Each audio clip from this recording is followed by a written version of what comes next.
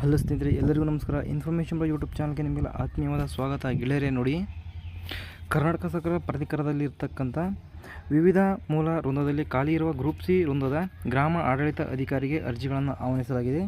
ಅದರ ಬಗ್ಗೆ ಈಗಾಗಲೇ ನಮ್ಮ ಚಾನಲಲ್ಲಿ ವಿಡಿಯೋನ ಮಾಡೋಕ್ಕಿದ್ದೇನೆ. ಇವತ್ತಿನ ವಿಡಿಯೋದಲ್ಲಿ VAOದ ವಿಲೇಜ್ ಅಕೌಂಟೆಂಟ್ ಆಫೀಸರ್ಗೆ ಎಕ್ಸಾಮ್ ಸಿಲೆಬಸ್ ಯಾವ ಥರ ಇರುತ್ತೆ ಅಂತಂದು ಈ ಒಂದು ವಿಡಿಯೋದಲ್ಲಿ ಮಾಹಿತಿಯನ್ನು ತಿಳಿಸ್ತೇನೆ. ಸ್ಕಿಪ್ ಮಾಡಿ ವಿಡಿಯೋವನ್ನು ಸಂಪೂರ್ಣವಾಗಿ ವಿಡಿಯೋವನ್ನು ನೋಡಿ ಸ್ನೇಹಿತರೆ.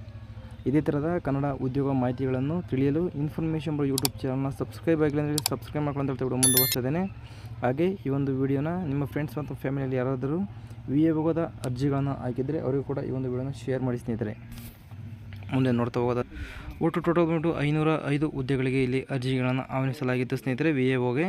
ಅದರ ಬಗ್ಗೆ ಸಿಲೆಬಸ್ ನೋಡ್ತಾ ಹೋಗೋದಾದರೆ, ಪರೀಕ್ಷೆ ದಿನಾಂಕಗಳ ಬಗ್ಗೆ ಮಾಹಿತಿಯನ್ನು ನೋಡ್ತಾ ಹೋಗೋದಾದರೆ, ಪತ್ರಿಕೆ 1 4/10/2026 ಬೆಳಗ್ಗೆ 10:30ರಿಂದ 12:30 ಇರುತ್ತೆ. ಪತ್ರಿಕೆ 2 ಬಂದುಬಿಟ್ಟು 4/10/2026 ಮಧ್ಯಾಹ್ನ 2:30ರಿಂದ 4:30ವರೆಗೂ ನಿಮಗೆ ಎಕ್ಸಾಮ್ ಇರುತ್ತೆ ಸ್ನೇಹಿತರೆ.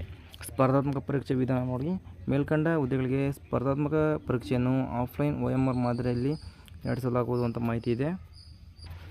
ಇನ್ನು ಸ್ಪರ್ಧಾತ್ಮಕ ಪರೀಕ್ಷೆಗಳನ್ನು ನಡೆಸಲಾಗುವ ಪರೀಕ್ಷಾ ಕೇಂದ್ರದ ವಿವರಗಳನ್ನು ನಂತರ ದಿನಗಳಲ್ಲಿ ತಿಳಿಸಲಾಗುವುದು. ಅಭ್ಯರ್ಥಿಗಳಿಗೆ ಪರೀಕ್ಷೆಯ ಪ್ರವೇಶ ಪತ್ರಗಳನ್ನು ಪ್ರಾಧಿಕಾರದ ವೆಬ್ಸೈಟ್ನಿಂದ ಡೌನ್ಲೋಡ್ ಮಾಡಿಕೊಳ್ಳಲು ಪ್ರಕಟಣೆಯ ಮೂಲಕ ತಿಳಿಸಲಾಗುವುದು ಹಾಗೂ ಈ ಬಗ್ಗೆ ಮಾಹಿತಿಯನ್ನು ಪ್ರಾಧಿಕಾರ ವೆಬ್ಸೈಟ್ನಲ್ಲಿ ಪ್ರಕಟಿಸಲಾಗುವುದು.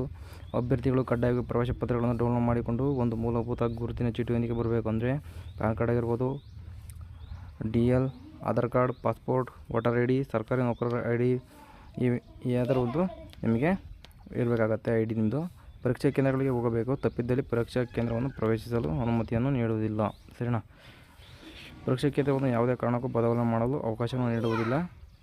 ಇನ್ನು ಕನ್ನಡ ಭಾಷಾ ಪರೀಕ್ಷೆ ಬಗ್ಗೆ ನೋಡ್ತಾ ಹೋದರೆ, ಕರ್ನಾಟಕ ಪ್ರೌಢಶಿಕ್ಷಣ ಪರೀಕ್ಷಾ ಮಂಡಳಿ ನಡೆಸುವ SSLC ಪರೀಕ್ಷೆಯಲ್ಲಿ ಅಥವಾ ರಾಜ್ಯ ಸರ್ಕಾರವು ಅದಕ್ಕೆ ತತ್ಸಮಾನವೆಂದು ಘೋಷಿಸಿದ ಯಾವುದೇ ಪರೀಕ್ಷೆಯಲ್ಲಿ ಅಥವಾ SSLCಗಿಂತ ಉನ್ನತ ಮಟ್ಟದ ಪರೀಕ್ಷೆಯಲ್ಲಿ ಕನ್ನಡ ವಿಷಯವನ್ನು ಪ್ರಥಮ ದ್ವಿತೀಯ ಭಾಷೆಯಾಗಿ ಅಭ್ಯಸಿಸಿದ್ದರೆ ಅಥವಾ ಕನ್ನಡ ಮಾಧ್ಯಮದಲ್ಲಿ ಅಧ್ಯಯನ ಮಾಡಿ ಇಂತಹ ಪರೀಕ್ಷೆಗಳನ್ನು ಪಾಸು ಮಾಡಿದ್ದರೆ ಅಥವಾ ಆಯೋಗ ಅಥವಾ ಇನ್ನಿತರ ಯಾವುದೇ ಆಯ್ಕೆ ಪ್ರಾಧಿಕಾರವು ಈ ಹಿಂದೆ ನಡೆಸಿದ ಕನ್ನಡ ಭಾಷೆ ಪರೀಕ್ಷೆಯಲ್ಲಿ ಉತ್ತೀರ್ಣರಾಗಿದ್ದರೆ ಅರ್ಜಿಗಳನ್ನು ಸಲ್ಲಿಸಬಹುದು ಸ್ನೇಹಿತರೆ. ಗರಿಷ್ಠ 150 ಅಂಕಗಳನ್ನು ಒಳಗೊಂಡಿರುತ್ತದೆ ಕನ್ನಡ ಭಾಷೆ ಪರೀಕ್ಷೆ ಮತ್ತು ಅಭ್ಯರ್ಥಿಗಳನ್ನು ಇಂತಹ ಅರ್ಹತೆ ಗಳಿಸಲು ಕನಿಷ್ಠ 50 ಅಂಕಗಳನ್ನು ಗಳಿಸತಕ್ಕದ್ದು. ಗೈರು ಹಾಜರಾದ ಕನಿಷ್ಠ 50 ಅಂಕಗಳನ್ನು ಗಳಿಸಿದ ಅಭ್ಯರ್ಥಿಗಳಿಗೆ ಆಯ್ಕೆ ಪ್ರಕ್ರಿಯೆ ಅರ್ಹರಾಗಿರುವುದಿಲ್ಲ ಅಂತ ಕೊಟ್ಟಿದ್ದಾರೆ ನೋಡಿ ಸ್ನೇಹಿತರೆ. ಕನಿಷ್ಠ 150ಕ್ಕೆ 50 ನಿಮಗೆ ಮಾರ್ಕ್ಸ್ಗಳು ಬರಬೇಕಾಗತ್ತೆ.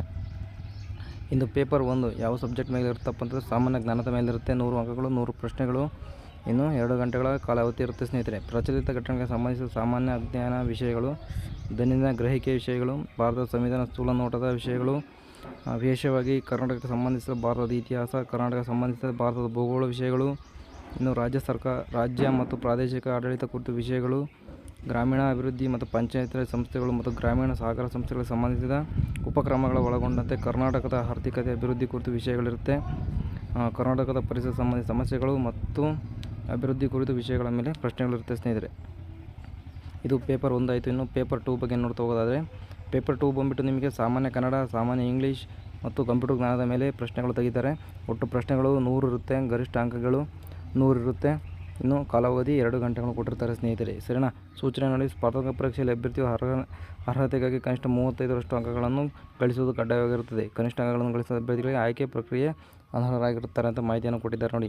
ಋಣಾತ್ಮಕ ಮೌಲ್ಯಮಾಪನ ಇರುತ್ತೆ. ಅಂದರೆ 4 ಪ್ರಶ್ನೆಗಳು ಸರಿಯಾಗಿ 1 ಪ್ರಶ್ನೆ ತಪ್ಪಾಯ್ತಪ್ಪ ಅಂತಂದರೆ ಅದರಲ್ಲಿ 1 ಉತ್ತರ ತಪ್ಪಾಗಿ ಕೊಡ್ತಾರೆ ಸ್ನೇಹಿತರೆ. ಸರಿನಾ? 0.25 ನೆಗೆಟಿವ್ ಮಾರ್ಕಿಂಗ್ ಇರುತ್ತೆ.